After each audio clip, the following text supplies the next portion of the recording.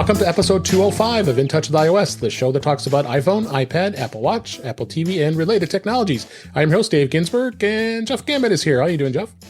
I'm doing all right, and I am happy, so happy to be here with both of you.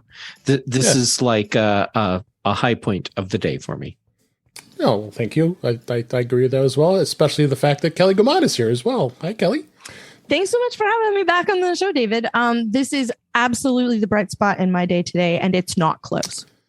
I always look forward to when you guys are on, and we got plenty of news to talk about this week. A couple weeks away from WWDC, but there's other stuff to talk about. And we thought this week we'd also do some tips. We'll get into that in just a bit here. And let's just go ahead and dive right in here. I thought this was a good story to start off with. This was announced yesterday as we record this. Live action Speed Racer series is coming to Apple TV Plus. Apple has picked up a live action Speed Racer series for Apple TV Plus. Variety reported this. The series has reportedly been in the works for years now, and it will be executively produced by J.J. Abrams. Speed Racer, the Japanese automotive racing media franchise that was originated in 1966. It was I still got the song in my head. Go Speed Racer. Go Speed Go. Racer. Go Speed Racer, go. And his girlfriend Trixie. Yes. This is good stuff. I'm gonna kind of look forward to this. What do you think, Kelly? Here's the thing. I would be excited about a Speed Racer TV show in, a modern, a story told with the tools available to somebody in 2022. The level of special effects, the level of production value, the level of avenues available in order to make something like this a reality. I am less excited that it is J.J. Abrams because he has given me retreads in two different universes that I dearly love, and I haven't really been excited about either one of those. So I would really like if Apple would take the opportunity to take something like this and give it to somebody who maybe could use the opportunity and do something really good with it. Because seeing something, there's like a whole podcast that I can give you about the other piece of this, but it's way more enjoyable to watch a story, to watch an entertainment unit told by somebody who lives and breathes the material and cares about the story and really, really loves it and crafts that into something that they put out into the world. That opportunity is something that somebody who is not, whose name I don't know, who made that thing that I meant to watch and never actually saw, but was super great that nobody has a bad word to say about it. That person is who I want to do something like Speed Racer. I don't need another retread of something I loved as a kid from J.J. Abrams. Okay, well, I guess we'll see how it goes. We'll see. Yeah. What do you think, Jeff? Well, first, cast John Goodman or GTFO. That's right. And for Correct. Is it possible that J.J. Abrams is a big Speed Racer fan and can do the show justice? I don't know. I don't either. But I'm with you, Kelly. What I want is the Dave Filoni of Speed Racer. Yes, that's the person that. There it is. That's it. That's exactly what it is. Somebody who the fandom for them is much like myself in Star Wars. It's not so much a thing that you love as it is a lifestyle decision. That's the person I want in charge of Speed Racer. Now, here's another thing. I've been busy. I am sorry. All I have read about the Speed Racer show since the news came out were headlines that there was going to be a live action Apple TV Plus thing. So what I don't know is if J.J. Abrams is directing and personally producing the show, or is this his production company? Level of and involvement. if it's his production company, then the people that may be in charge of Speed Racer that are not J.J. Abrams might give us a really great show. Yeah. involvement level would make a difference to me as well. Mm-hmm. Absolutely. And he's a very, very busy person right now. He's working on properties for multiple companies right now. Mm-hmm. Well, we will see. If I do recall that they did attempt a movie of Speed Racer, and it wasn't that great. Yeah, so it was pretty though. It was pretty, and it had John Goodman. It did. Yeah, it did. So, next story here. Apple sets a new deadline for in-app account deletion requirements. Apple last year announced a change in the App Store guidelines that would require all apps to support account creation to offer an in-app option for letting users delete their accounts. However, this requirement has been delayed twice. Now, the company set a deadline for developers to have this done accordingly. So, starting on June 30th, 2022, all apps available in the App Store that somehow let users create a new account must also offer a way to let them delete the account if they want to. So they made some revisions here. I think this is something smart. If you got to be able to have the ability to get rid of accounts. What do you think on this, Jeff? I'm going to slightly modify what you said. People who create accounts need an easy and obvious way to delete their accounts. Yes. And what I'm hoping is that when Apple finally does say really, truly okay for reals, this is the final deadline. and they're not doing really, we mean it. Yeah, and they're not doing a Barry thing where it's like, okay, stop killing people starting now. Then I'll be excited about this. So I will be happy that this is a thing when it is actually a thing. And since Apple has continued to delay it, I will not. I will not have any level of excitement about this feature yet. What do you think, Kelly? Same. I think it should be obvious. I think it should be. I think it should be clear. And it's a little disappointing that they keep delaying it because we never hear anything about like we can't do this because reasons, right?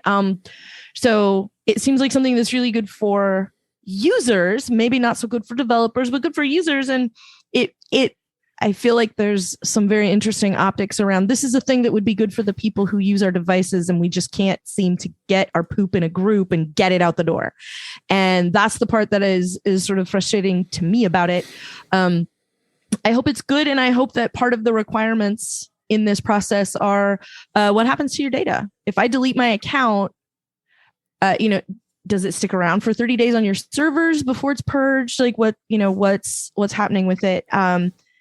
The muscle memory of Security Friday is a hard one to shake. So there's still a whole lot. As soon as I saw more chatter about this sort of going around, all I could think of was all of the ways that it might end badly. And I hope that's not the case. So I hope, even though they're not saying so, I hope the reason that it's taking as long as it's taking is so that all of the finer points of this can get nailed down. So yeah, they got to do it right. Dave, was it you on Mac Voices Live that brought up the idea that the real reason Apple might be doing this has nothing to do with the technological issue, but it's about a specific developer that they don't want to have to kick off the App Store? And now that developer finally has their poop in a group. And so Apple can give an official date. Don't think it was me, but I remember us talking about that. And that's a very reasonable presumption. I would think. Yeah. Well, we'll see. We'll see what happens here. Yeah. Next story here. Apple Music is now available on a built-in audio player that's based on Jeff's very, very favorite platform, Waze.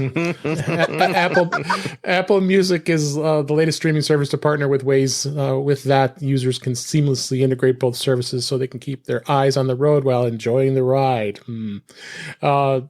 Here's how Waze describes the partnership. With a direct connection between the apps, you can now access Apple Music content directly from the Waze audio player. And of course, you can enjoy 90 million songs and the whole thing. And it is, and they go through the whole spiel how to set it up through your Waze. And go ahead, I'll set that stuff up. All right, Jeff, I'm letting you have your rant. Do you think this is worth? Is this even worth it? Well, yes, it's absolutely worth it. And like I've said before, this is a valuable feature because now you'll be able to listen to more of the music you like while you're not getting where you need to go because Waze sends you to the wrong place. In the middle of the ocean. Middle of the ocean, takes you on a ridiculously long route that drops you back right where it started you before sending you on to where you want to go, insists that you turn left into a mountain field instead of staying on roads. You know, all those little things that make Waze such a great experience. Absolutely. Kelly, do you use Waze? I do not. But I also generally I'm not driving when there's a whole lot of traffic to worry about. So usually what I do is open maps, glance at it to make sure there's not an accident or something that's causing a dramatic increase in the amount of time I would normally go and go, okay, what's fastest? Like they're all within 2 minutes of each other. It's fine. That's usually what I end up doing. So for me, it hasn't been that big a deal. But I hope that more of this sort of opening up and compatibility with other platforms continues, because it would be great. And it would be nice if that was more the standard and it was something more like table stakes than it was a new and novel thing. So I hope mostly I just hope it continues. I agree because, Apple is obviously continue on with integrating their platforms. They're doing it with Apple TV Plus and their Apple TV. Why not do it with others, with music as well? Because they recently did it with the PlayStation 5 too. So I mean they're adding it to other platforms. So there are people who do like Waze out there. So we know they're listening, but I think this is at least a smart thing to do for those who do use the service. So. Yeah, my little rant. Aside, it is a smart move on Apple's part. You want to have your services available in as many places as you can to make it easier for people to want to use them. So, yeah, why not add Waze integration as well? Yeah, absolutely. Next story here. Interestingly, only update that happened with any OS this week was at least this story is the TV OS. It was 15.5.1 for Apple TV HD and the TV 4K. They released some minor update to TV OS, which of course was first launched in September 2021. Comes 10 days after 15.5 was released, and of course it can be downloaded over the air. I went up and already updated it. As always, they never really say much as far as what any updates happen in tvOS, but through the support document, it looks like it's an issue with where music could stop playing after a short period of time. What do you think, Jeff? Thank God this update finally happened. Okay, and I'm not being a smartass with this. Seriously. Okay, so this problem is also a HomePod problem. So HomePod software 15.5.1 came out also. Yeah, and it is a fracking annoying thing where you start playing music and after a couple songs or 10 minutes or whatever, it just stops. Mine's been doing that. Yeah, we'll do the software update. It'll fix it. Ooh, this is a long-standing problem, and it's so annoying. And I should have put this article because we're going to talk a topic here in just a little bit about HomePod and updates and all that fun stuff here, just a minute here. So hold that thought. But yes, good that they did tvOS as well here. So, so far, my HomePods are playing music much more reliably now. So I installed this update like immediately after finding out it was out on Wednesday morning. Okay. I do too. And have been using my HomePods a lot ever since. And I have not had my music just stop and decide it's not a thing anymore since this update's been installed. Good. Well, we'll talk about that just a moment here. This next article, used iPods are likely not worth keeping as collector's items despite uptick in value after discontinuation, data shows. After the last iPod Touch was officially discontinued earlier this month in May of 2022, the entire range of iPod models have seen a slight uptick in value, but devices in used condition continue to experience heavy depreciation. According to trading pricing from over 40 U.S. independent tech reseller companies that was gathered, looking like depreciations of iPods have been 89% on average through this announcement, and they've been depreciating even more from models in 2003 up to 71% down.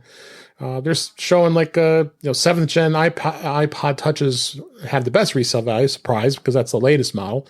But they say that the users are getting around $100 for the device, providing it's in good condition. Whereas slightly older ones could be anywhere upwards of $60. So there was a bit of a craze on eBay, that's for sure, with iPods. And we talked about this when this was announced. But that's why I have to enunciate iPod, because I will say iPad or something else that it's not.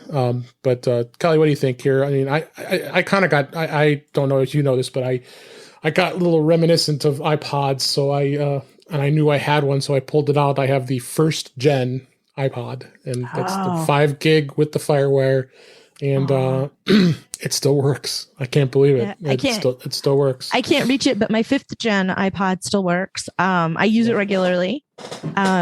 There are occasionally places, stretches of road on trips that we normally take where there's no reception of any sort, and so Apple Music's not going to cut it. And yeah, wow, I love that click wheel. I have a Nano over here. I have the little pack of gum thumb drive shuffle, which I always thought was really ingenious. I have a few of them, and I like them all. I was really sad it was gone, because it feels very much end of an era to me. It does. That's why that it's not that it's gone. But I do still use it regularly, and every once in a while I will get a wild hair and go look up what it would cost to swap out the spinning hard drive in it for something a little peppier, and look at it and look at it and look at it and put a bunch of stuff in the cart, and then I get distracted by something else and wander off. So it never happens. But so if you have a good line on how to do that, please contact In Touch with iOS, and David will make sure that I get the information to go upgrade mine, because I don't have any problem with continuing to use it. I really like it. And so I'm not surprised that as a collector's item, like, it's not going to be collectible now anyway. You're going to have to wait like 10 years or something for it to be a collectible, like, Right. So yeah, that popcorn tub I got when I went and saw Rise of Skywalker 2 years ago, like, that's not collectible yet. So, it is if, like me, you filled it with iPods.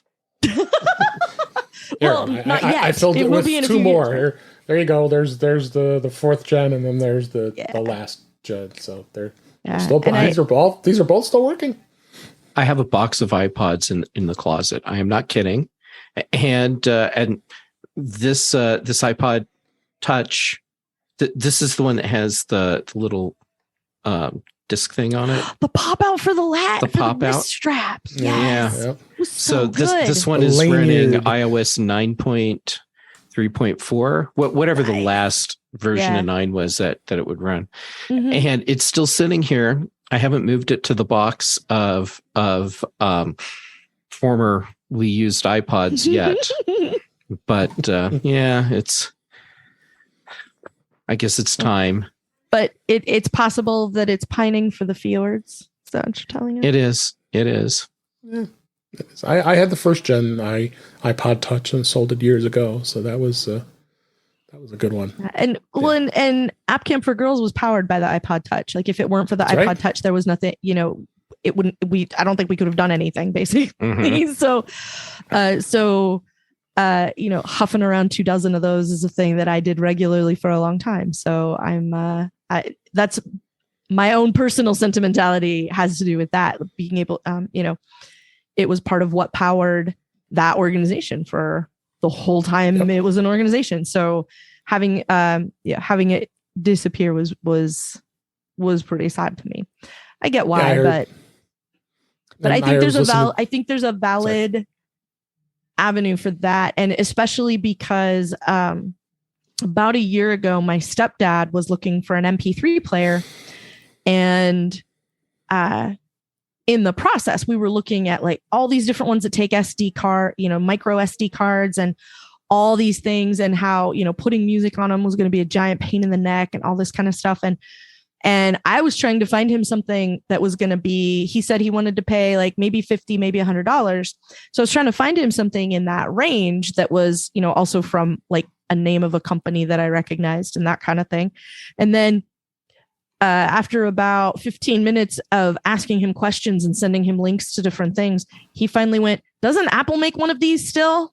And I said, yeah, but it's like $250. And he went, but it's an Apple one. And I said, yeah, it runs the same thing. It runs just like your phone does. And he went, okay, can I just get one of those? And I said, sure. Here you go. You gave me a budget. So I didn't want to, go over that. And it would be very stereotypical of Kelly to go, well, have you considered the Apple solution to the problem you have?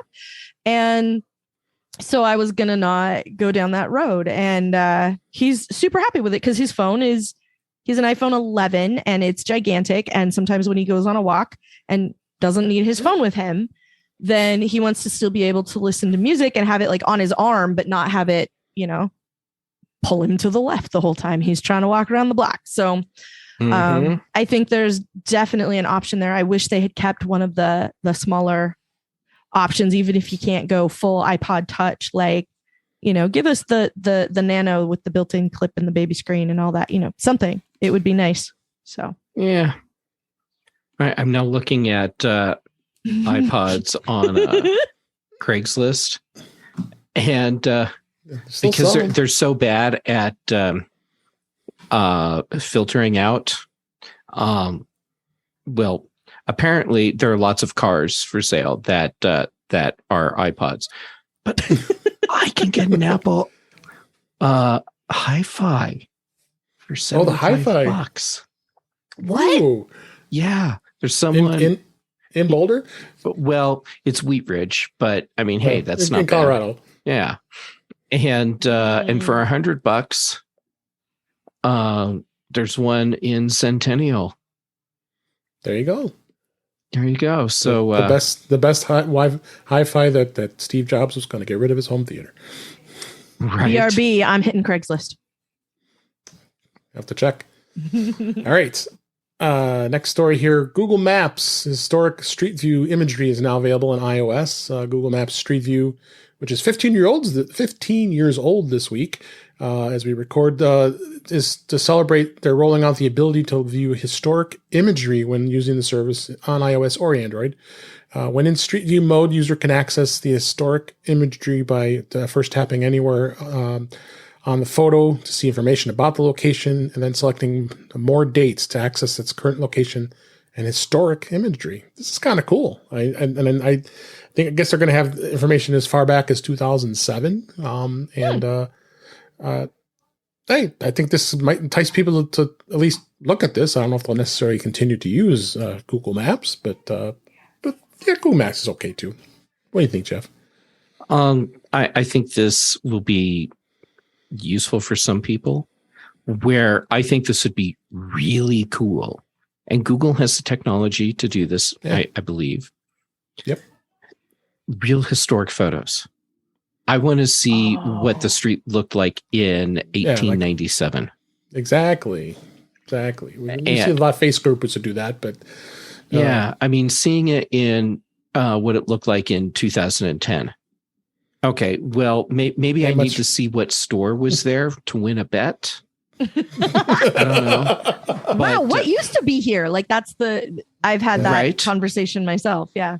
Right. Yeah. So, yeah, I want to see like really historical data. Yeah, I don't know. That might be tough. That would be a lot of work, I would think. Them getting that cataloged and put it into Facebook. They have so many people. They have so much money. They have so many facilities around the world. Hey, they have the resources to make this happen. Yeah, everything's out there. Right. I mean, they already have the reverse image search thing. Yeah. Right. So it seems like they have all the right pieces. We just need to get them to assemble them in a particular order, and the bulk of the work would be done for them. Mm-hmm. Yep. So hop to it, Google. Let's do it.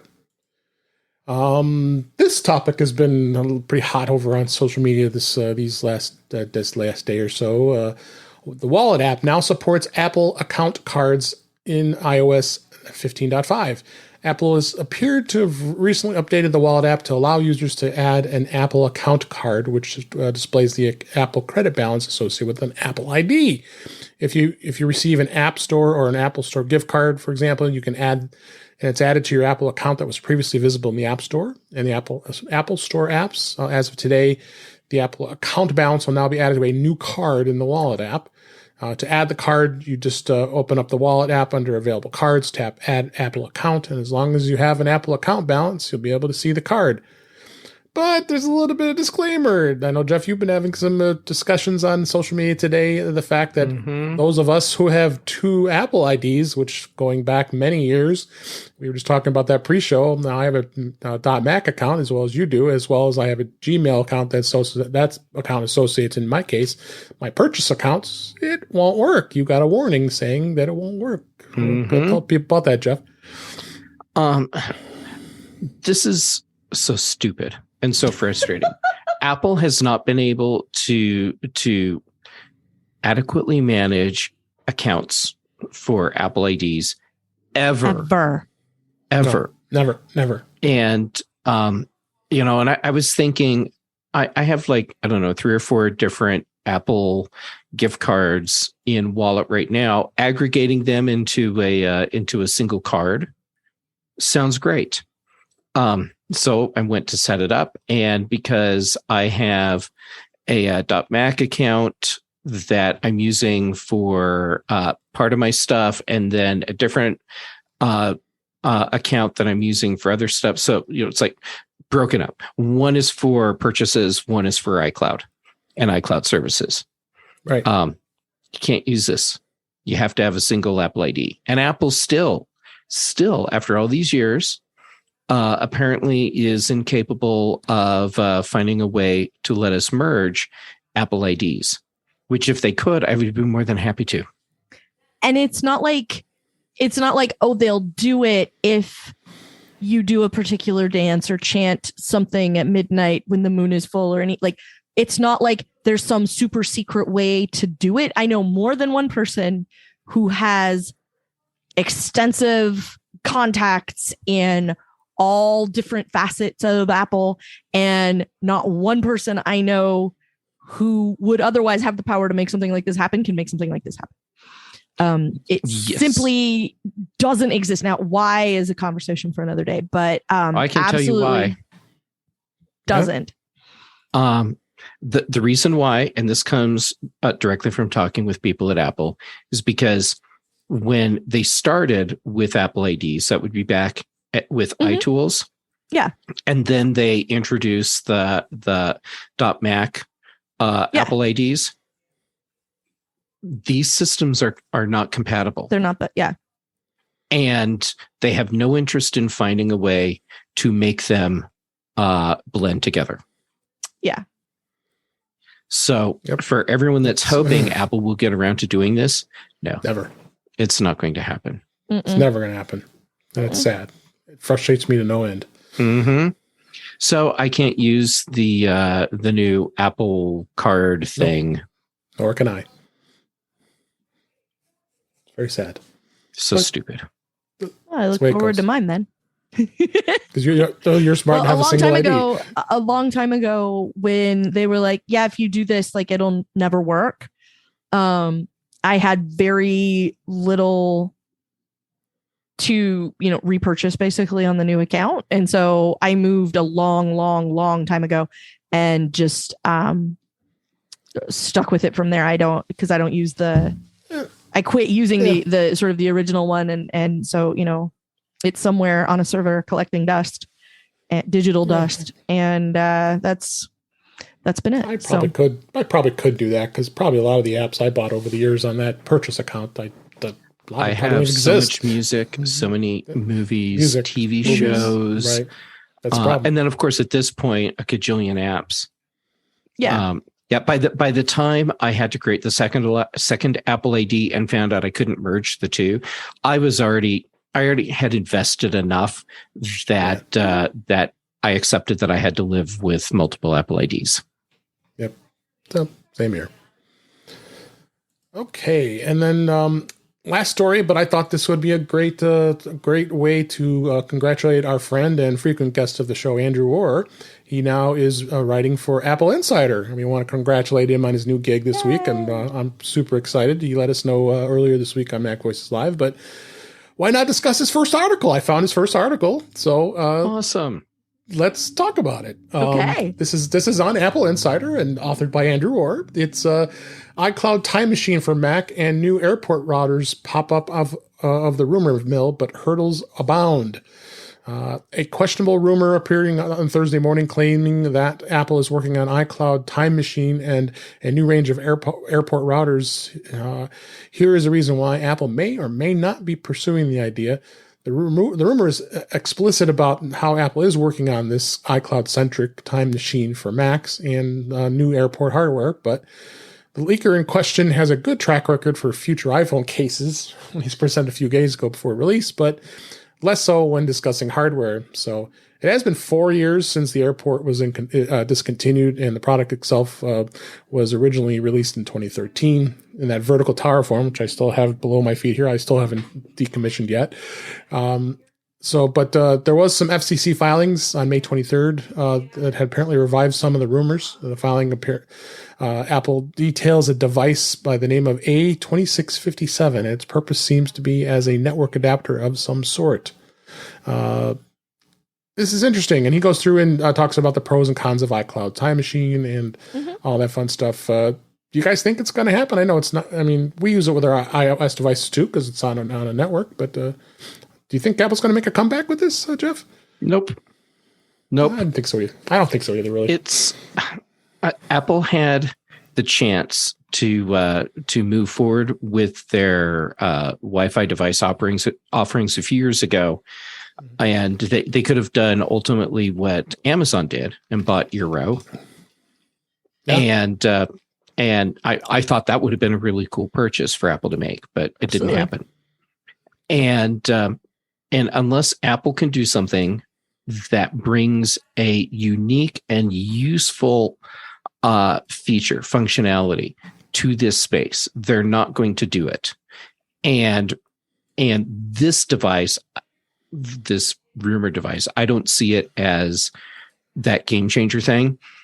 What I think this could be is something that Apple uses internally for device testing, repairs. This is an internal Apple device, is my guess. Yep. Like Daisy and whatever the other robot was that disassembles things that are super awesome that none of us are ever going to lay eyes on aside from that video. That could be. I hadn't thought about it that way. Yeah. I was thinking more like you bring your Apple Gear into the Genius Bar, and this is something that's in the arsenal of troubleshooting tools and repair tools that they have. Yeah. So most people won't ever actually get to see it or lay hands on it, which was basically where I was going with it. But. Oh, okay. Yes. Then yes, totally what you said. Yeah. So you don't think they will, Kalika? No, and most of the reason for that is because Apple has only, I would say, possibly in the last iPhone and iPad release, stopped offering an entry-level piece of hardware with an insulting amount of storage. Only just. Right. And to this day, in the year of our Lord, 2022, when you buy an Apple device, you get 5 gigabytes of iCloud storage for your backup. For your 128 gigabyte device, you get 5. And no. No, I just came up with an idea, but I'll hold it. Keep going. Okay. So because Apple has never been generous with storage in the first place, I do not expect them to start now. That's basically where all of this comes from. They have a long and storied history of no, because it's been 5 since the devices were 16 gigabytes, which at that point, you're giving me maybe half of my phone. If my phone's only 50% full, then I can at least back up and not have to worry about these crazy alerts that are telling me I'm out of space. And now that like you can get a 2 terabyte device, your iCloud account storage is 5 gigabytes. And I still like, no. And so I don't think they're going to be into it. I really wish Apple had continued in networking, because Lord knows we could use a good user experience when it comes to your home network. All they do is get bigger and more complex. Giving us a reasonable way to manage them would be good. I'm mad at every single router operating system for one reason or another. I have an alphabetized list. And again, that's a separate podcast. They all are infuriating in some very specific and fundamental way that makes it really anger inducing to try and manage your network. And I don't even mean like my network with all kinds of crazy devices and all of that. I mean like a person who has a handful of things, and all of those things need network connectivity, and it's never going to be an issue. For the most part, I have to log in once in a while and update a password, or make sure something's showing up on the network like it should. And even if that's all you want from your router, it's really hard to find something where that's a good experience. So Apple getting into that game would be amazing, but it is not this day. I agree. Now I want to hear Jeff's idea. Okay. So the idea that made me go, oh, when it hit me was, what if this is something that we will see out in the wild and not just behind the employees only door at Apple stores? What if this is part of Apple's strategy to have a stronger position in the business space with their growing MDM offerings? What if this is an appliance, not on-prem backup? Well, maybe on-prem backup. But I'm thinking on-prem management of updates and installs. And so halfway between what I'm saying and what you're saying. Yeah. Yeah. Okay. So still something idea. I will get to play with over at the day job. Yes. All right. I like your idea. That does sound like a possibility. That would be really interesting. Mm-hmm. Well, and I mean, if you expand it out to just Apple device backup, like if it does go hand in hand with business essentials, then that would be a very easy thing to do, especially if it, if it's iCloud and you get this option to put it in the office, because we all know Apple's hot to get everybody back in the office. If you can, augment that backup solution with something that you've got in-house that you can manage. And I like that. This could be something interesting. Yeah.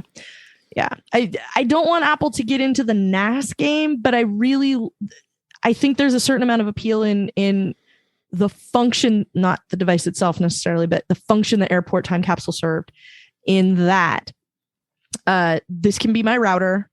I can plug it, I plug it into the cable modem and move on with my life. And it works. And then I tell my computer to back up to the router, and I'm done. And having it be that easy, when it was that easy and that was still current hardware that people could use and care about, would be amazing. And having that be an option available to folks who don't have a Jeff or a David or a Kelly to come help them set up a network solution so that all their stuff can all back up to the same place would be really appealing. So it would be nice if that were the case. All right. Well, we will see. We will definitely see. And good luck, Andrew. We're looking forward to many more great articles out on AppleInsider. Let's go ahead and move on to topics this week. Beta 15.5, 15.6 is still out. Beta 1, nothing's changed since last week. So we got just a weekend. Can't imagine too much more is going to be in that. And there may be one more beta, and they probably will release it just before WWDC kicks off in a few weeks. So not much to say about that, but a lot to say about the HomePod. Now, HomePod updates. There's always seems to be issues with the HomePod, and it never seems to work properly. And our experiences will definitely tell you this, because Apple did release HomePod software 15.5.1, with fixes to a bug that caused the music to stop playing, as we talked about earlier with tvOS. I had the experience, and so did Jeff, and I'll let Jeff fill in what his experience was. But the fact of the matter is, it showed 15.5 and 15.5.1, and I'm like, huh? already updated it. So what did you experience, Jeff? And I did tweet out. I don't know if you saw that, Jeff. I did tweet out to Apple support, and they replied to me pretty quickly after I. I didn't see they had replied. Yeah, they did reply. So cool. So it is obviously I can't mention we're the only ones complaining. Let us know what your experience was, Jeff. So my experience was when 15.5 came out, I updated my HomePod and my 2 HomePod minis. And it was kind of a janky process, but eventually it finished. And then I went and checked to make sure that all the devices were running 15.5. And then this 15.5.1 update comes out, and I see that I'm downloading 15.5.1 and 15.5 to update the devices that aren't running 15.5 yet. I'm like, what the? You're an early updater. You update immediately like I do. Right. And so there's no reason why I should have been downloading the 15.5 update concurrently to the 15.5.1. And ultimately what I found out, which we haven't discussed this yet, what I found out was that one of my HomePod minis was actually not installing the updates. So it was showing initially that it was successful, and then later on it was not. And and so it's happening live on the show right now. Yeah, because I'm having exactly the same issue. One of them is downloading 15.5. One of them is downloading 15.5.1. This morning, all of them said they were on 15.5.1. I think my HomePods have been drinking. Yep. Very, very plausible. Well, one of them is the one that sits on the bar, so it's entirely possible. Yeah, there you go. So I'm going to check again tomorrow, because apparently the success of these updates is very transient. And I'm curious to see if the HomePod mini that was saying it hadn't been updated to 15.5, that is now saying it's on 15.5.1. Well, I can't wait to see what operating system version it says tomorrow. Well, my dilemma was the fact I have 2 HomePods above me here, and they're in pair. So so when you go to look at them, it says 2, and when you go into the settings, as you know, when you go into, for those who don't know, you go into the Home app, and then you can look at your HomePods that are in the Home app, and then it gives you the selection of where your speakers are. If you just had the single HomePod, like I have 2 HomePod, oh my god, I think I have 3 HomePod minis. I'm nuts. 2 of them are here, 1 of them at another house, but it's the HomePods are in pairs, so you have to go where it says speakers and then pick each one to check to make sure. And I didn't do that, so now each one of them does say 15.5.1. So yeah, which is what mine are saying right now, but I don't believe that's going to continue to say that. Nor do I. Kelly, you have 4 of them, and I do. You discovered that they're not updated either, right? One of them has decided it isn't updated to 15.5 when yesterday all of them were up to date, and now how many of them? Wait. And now that one has apparently installed 15.5 and realized it needs 15.5.1, and now all of them, and I'm sorry, 5 of them are now. I have 5. I thought it was 4. I counted wrong. Well, Kelly, okay. If you leave them alone long enough, and one HomePod really likes another HomePod, I left a couple the next on thing the you bar, know, you have more HomePod minis. Yeah, I think it's a combination of Costco had a screaming deal on them, and so like every time Mr. Kelly went to Costco, he just came home with another one, and I think I left a Barry White record on the bar with a couple of HomePods, and now I have more HomePods. and then you have they're all saying that they want to install 15.5.1, which I thought they had done this morning because I knew it was out. So maybe all of them are drunk. I don't know. Let's see how many HomePods I have when I'm done with this. But when you do get 15.5.1 installed, it is going to fix that problem. Then it means the one behind me that keeps playing that keeps playing a song and then stopping may not have a problem anymore. So, so it is going to play the music, won't stop. And that was what the big 15.5.1 fix was. So let's hope everybody gets their HomePods up to date, and we can enjoy listening to the music on these HomePods, right? Maybe. All right. And let's go ahead and move on. I have a bunch of tips I wanted to kind of go over. And if you guys want to add some in as we go here, please feel free. There's some, I just throw out some simple ones. I kind of threw like a one or two tips in, but maybe more with every device. And so I started off with Apple Watch. First one I wanted to talk about is managing notifications. The way you do that is you have to open up the Apple Watch app on the iPhone, and then you scroll down to the notifications section from within the My Watch section, and go to the list of apps that are currently installed on your Apple Watch. Now, what I do is there are a lot of apps I don't want installed, but the problem is whenever you install an app and it has an Apple Watch companion app, it wants to install it, and I don't want it. So you have to go. You can go in and actually turn it off, and so it's not there. So you can also tell it not to do that. There's a spot somewhere, I don't remember where, but there's a place where you can tell it, like, don't do it unless I say so, and that's also nice. Yeah. So if you go to those apps, use the toggle provided to allow or disallow those apps to send you notifications. So you can actually turn those notifications off, so they aren't bothering you. You'll want to repeat the process on every single one of these third-party apps that are downloaded. But it's a good tip to manage your Apple Watch. But believe me, you go into the menu here and you scrolling around here. So, oh my God, there's like 50,000 apps on here I'll never use on my Apple Watch. So it's good thing to know as far as managing that. Did you have anything you wanted to add, Kelly? On the watch, the thing I like to point out is like your relationship with notifications is always subject to change. Everyone should just go into the relationship with notifications knowing this. You may turn them on for something that you're very excited about, and after about 48 hours realize that this was a tactical error on your part and adjustments must be made.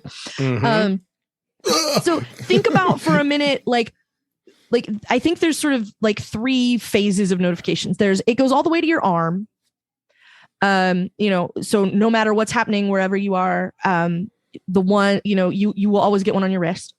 There's deliver it to your phone and have it make noise so that your phone goes off, like when it rings, or maybe when you get a text message, it makes a sound. I always configure those so I know what is making sound, so I know whether or not I need to look at it right away.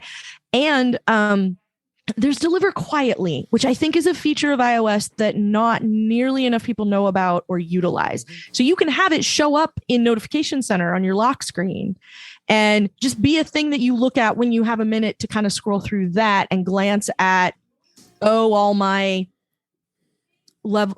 hearts are restored in the game I was playing, whatever. You have the option to adjust those accordingly, and it's great. So I think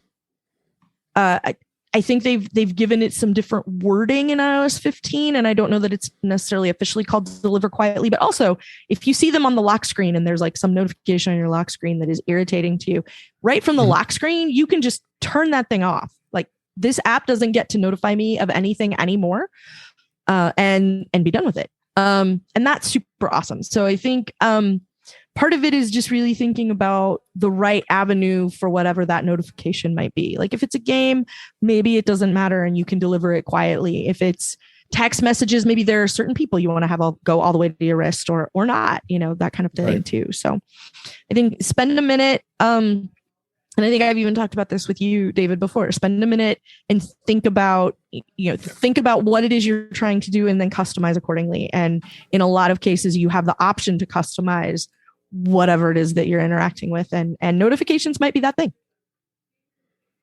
Absolutely. Jeff, did you have anything you wanted to add before we move to the next tip? No, you two totally covered it. All right, great. I could, but no, we could do a whole show just on that. Yes, we could. Two other things I want to talk about is Power and Reboot. and there's two ways really of both.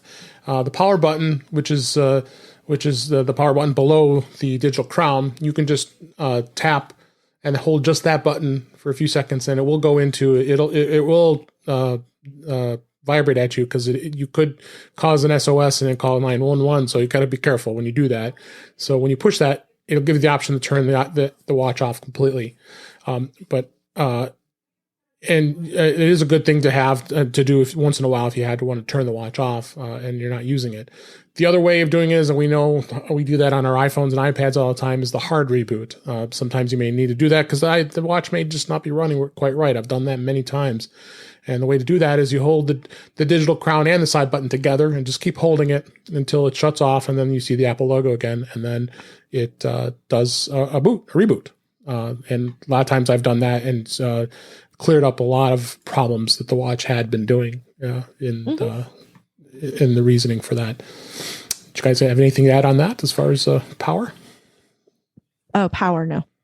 I just have a cool watch tip that I like to tell everybody all the time. Hard reboot is your friend with an Apple Watch. Yes. Yeah. Yes. Agree.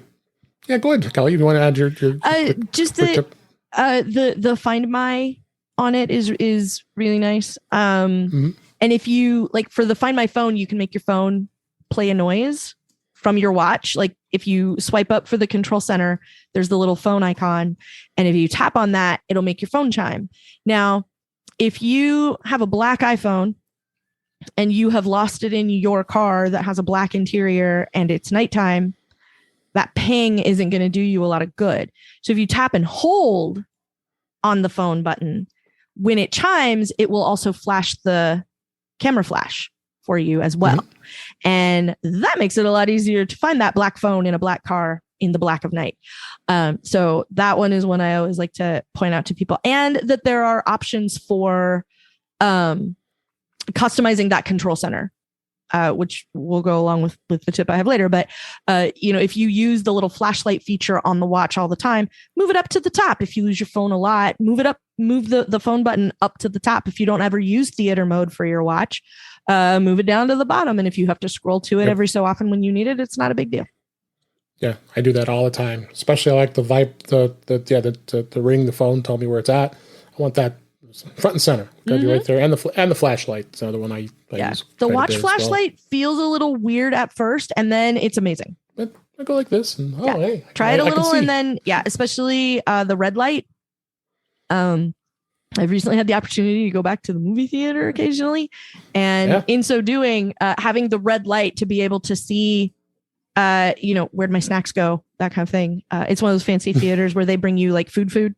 And so being able to see like where everything got off to, with the red light, so that you're not being obnoxious and hassling a bunch of other people, is really nice. Kelly, when you said food, I immediately went to Kids in the Hall and Kevin McConnell going, hot? Kids in the Hall. Yeah. So very nice. Good stuff. Good stuff with the watch here. A couple quickie ones I have for the iPhone. Customizing your Spotlight search settings. If you go into settings and under Siri search, that's really a good place to go in and customize how you get your search stuff that's there.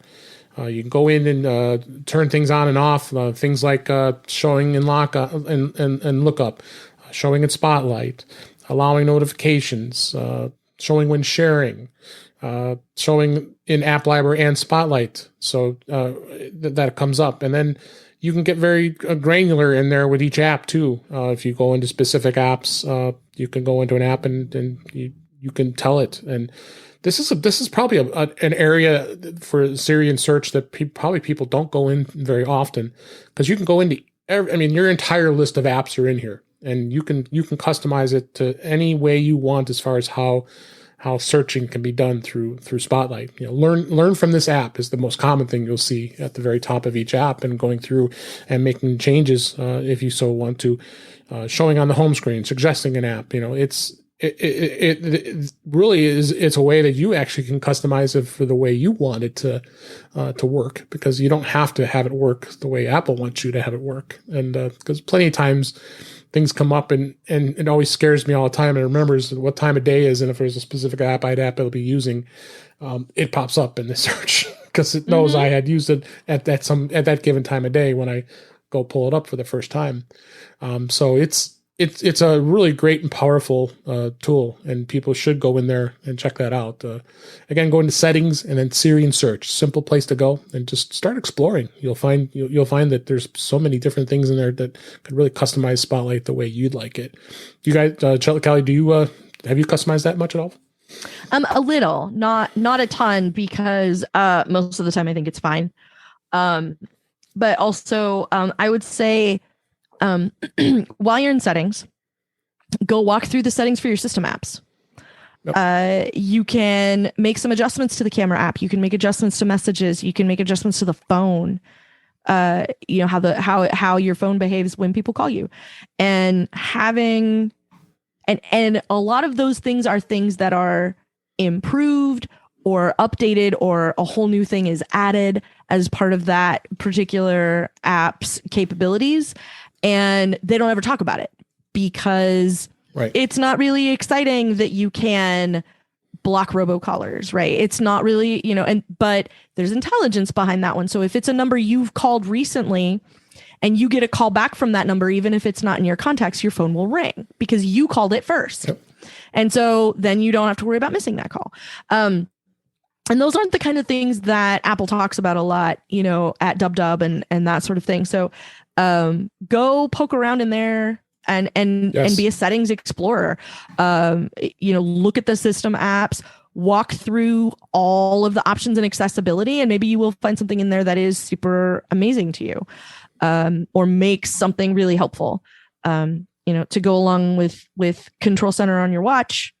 You know, one of the things you can do is go in there and edit the Control Center on your phone, or what I always call page 0, when you swipe over from the first page of apps and you've got your widget options for what you can have over here.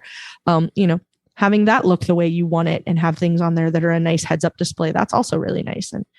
And the whole point is to make your technology work for you. So exactly. So make it do the things you want, you know, put the magnifier, you know, if you don't use the flashlight, move it down. If you use the magnifier all the time or didn't know it was there as a choice, go add the magnifier to your Control Center and scoot it up. If you use the TV remote all the time, put it at the top, that kind of stuff. And, you know, 10 minutes is all it will take to make a huge difference in your phone. It'll take a little while to adjust if you have muscle memory of the way things were, but make an adjustment. You don't ever use the phone, take the phone out of the dock and put your camera app there instead. You know, put a folder down there. You know, make it a thing that is useful to you in the way you want to use it. And that's always going to be the best advice, regardless, you know, whatever phone you have, whatever version of operating system it runs, whether it's Face ID or Touch ID, you know, you're the boss. And so boss it around, turn it into the device it needs to be for you. That's right. Anything you want to add on that, Jeff?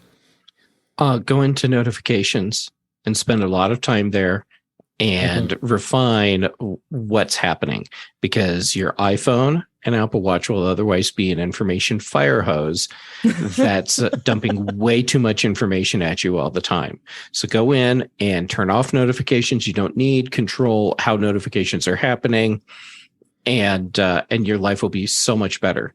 And then for your Apple Watch, go into the Watch app, and you have a notifications in there. And it the default for notifications is mirror my iPhone, which might be fine, but my Apple Watch, that's where I want the things that I need to know about right now. So I have turned off mirroring for most everything. So the notifications on my watch are the things that I need to check right away. The notifications that I'm getting on my phone are notifications that I should check at some point. And then if I'm not getting any notifications at all from something, it's because I don't need them. Mm-hmm. Yep.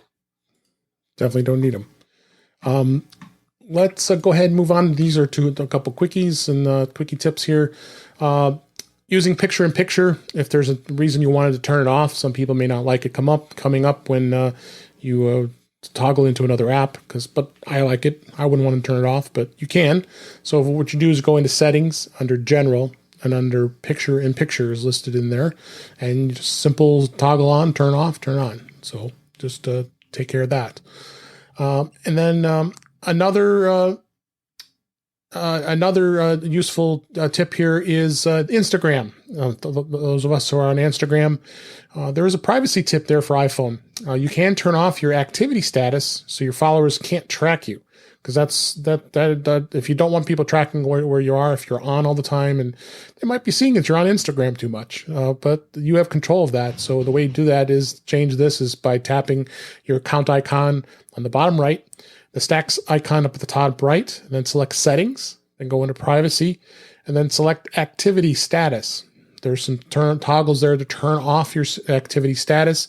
And I think that's something that's important if you don't want to be tracking of your activity all the time. It keeps it private. So everyone should go and turn that setting off.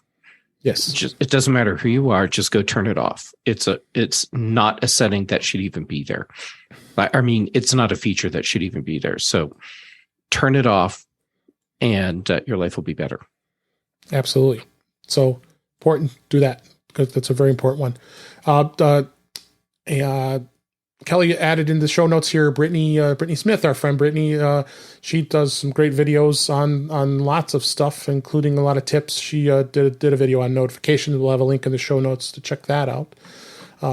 Two more quick tips here. One for iPad.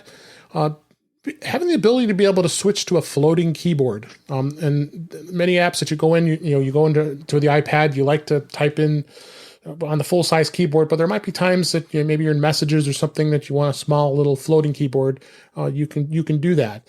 And the way you do that is if you go to the keyboard when it comes up, when you're going to type something, there's a keyboard icon on the bottom right. You tap that, you can switch it into the floating keyboard mode. It moves up to the kind of middle of the screen. It's the size of a little bit of a square, similar size to what it is on the iPhone, really. And if you want to have that ability, be able to type and just use a small keyboard, you can do that. And then the way you bring it back, because that's the tricky part. If you do that, and I know a lot of people fall into this trap when they switch to this keyboard, is the fact that it's stuck there because it's always going to be there until you switch it back.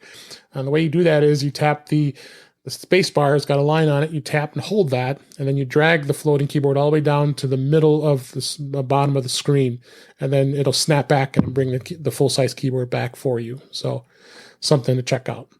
The one last tip I wanted to throw in here for Apple TV. I said I was going to cover all the devices here, and I hit them all here. The Apple TV remote app, which is included in the control center. We talked about that earlier. There is no need to download it. It's already there, and then it'll be in the control center for you. But also make sure that your iPhone is paired with your Apple TV, and most of the time it is. If it's not, you'll need to make sure you do that.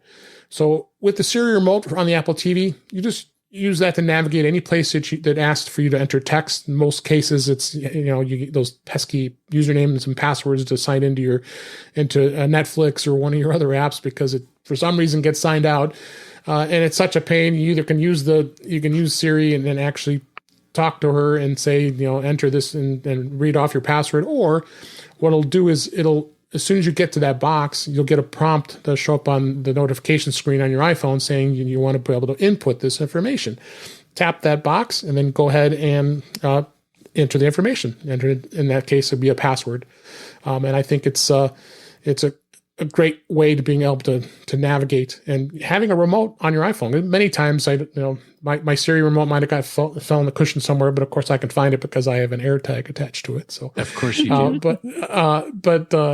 But at least you do have the option also to be able to access the remote with the iPhone app, which is great. Do you guys have anything else you wanted to add on any of those?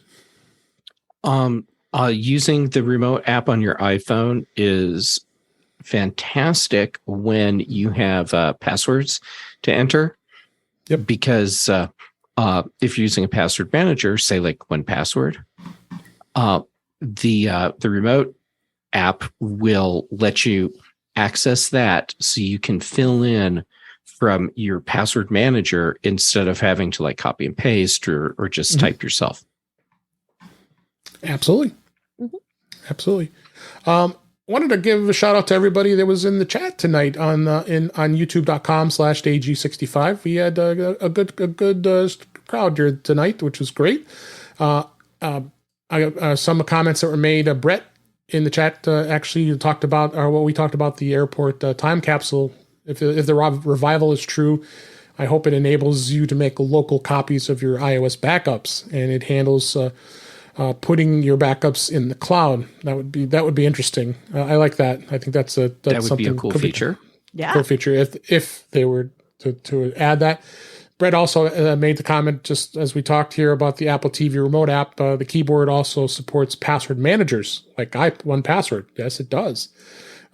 That's even better, because that'll happen is it brings up and you tap it in, and 1Password, or even the iCloud keychain would be accessible as well, using that. So it's even there as well. So, but yeah, thanks everybody that was in the chat. A few others had made any comments, but I really appreciate you watching. We like to see you, and we do record this live every Thursday nights, and usually 8 p.m. Eastern, 5 p.m. Pacific, and it's at youtube.com/DaveG65 here. So, but with that, let's go ahead and wrap these up for this week.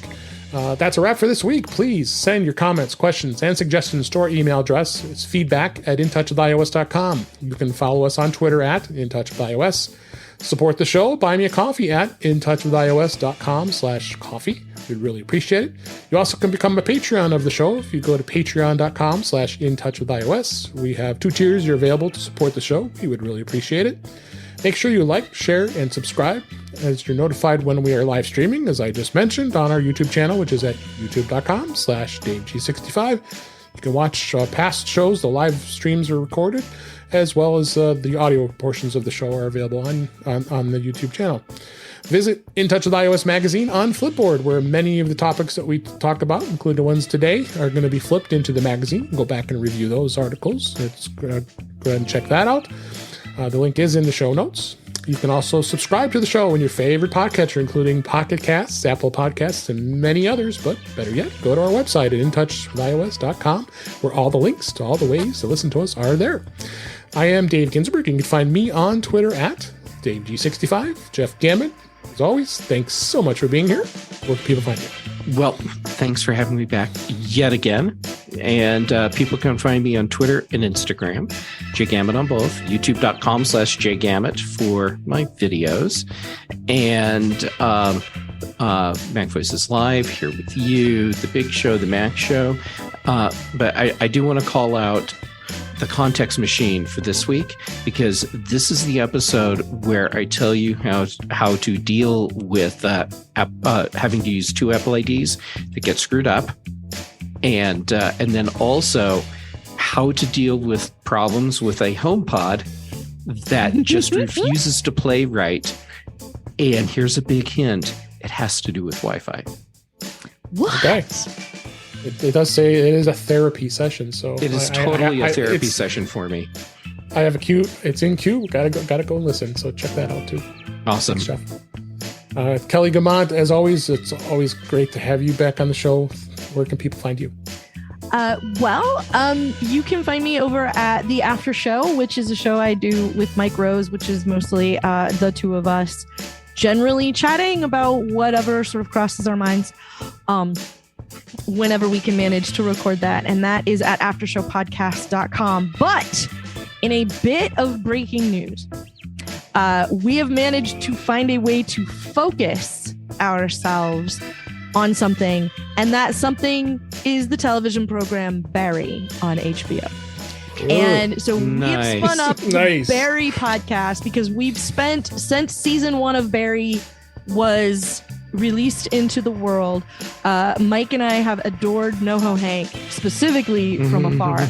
I did try to pitch to Mike that we start the NoHo Hank cast featuring Barry, because that was really what we were going to end up talking about anyway.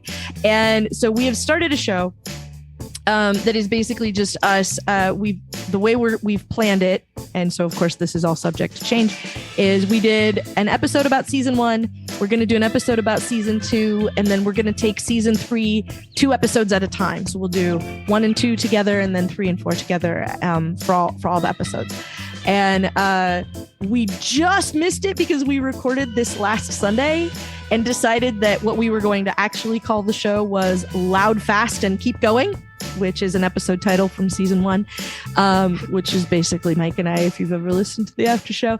And we missed, so go look up the episode titles. You don't have, there's no spoilers in any of them, but go look up the episode title of the latest episode of Barry. And I'm very sad that we didn't end up getting to use that as the name of the podcast instead, because it also would have been a perfect title for something that Kelly and Mike from the After Show podcast put together. But you can find us over at loud-fast, Michael or David will have it in the show notes. Loud, Fast, and Keep Going. You can find a link to it at aftershowpodcast.com. I want my MCU TV. I am trying to get the rest of it out the door as fast as I can. It should be any moment now. And then we are going, I do pop up other places on the Incomparable, but you can find I Want My MCU TV in the podcatcher of your choice. And while we are here, I'd like to take a moment, as Jeff did yesterday when he heard the news, that to send love and sympathy and support and well wishes to our friends over at Icon Factory after the passing of Corey Marion. And I meant to bring it up earlier in the show and didn't get around to it, but one of the founders of Icon Factory, if you ever downloaded any of the icons on Mac OS, pre-Mac OS 10, when you could go to that cool website and get the desktop pattern that had all the matching icons for your hard drives and your folders and everything.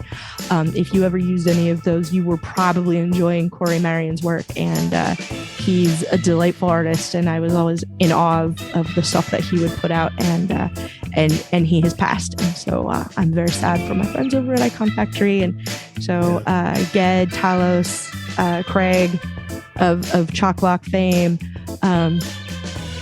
Sean, everybody over there.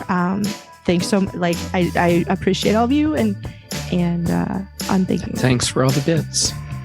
All the bits. All the pretty bits. Yeah, you can find the rest of the time, though, because you did ask, and I should answer your question as completely as I can. You can sometimes find me on Twitter, but most of the time I'm either editing a podcast or playing Pokemon Go. Okay, great.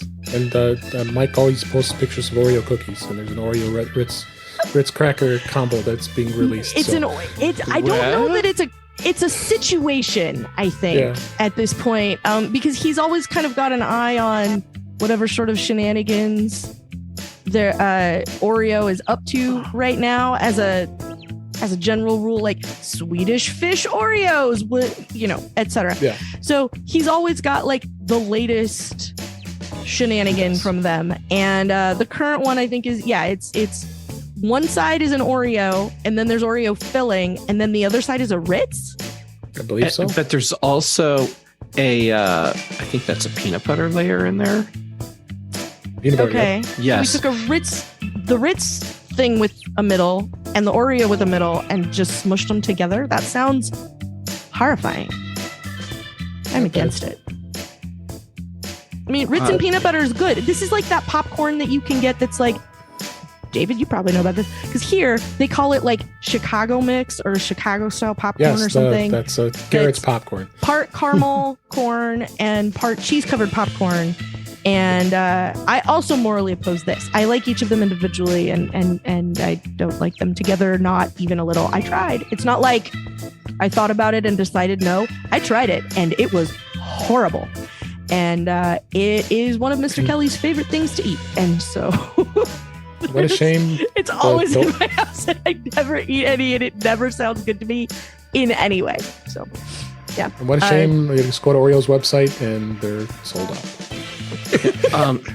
What I did as soon as you started talking about this, Kelly, because I was having a hard time accepting it. I believed you. I just couldn't accept it. So I typed Oreo into Google, and the first thing that came up was Oreo Ritz combo. Yep.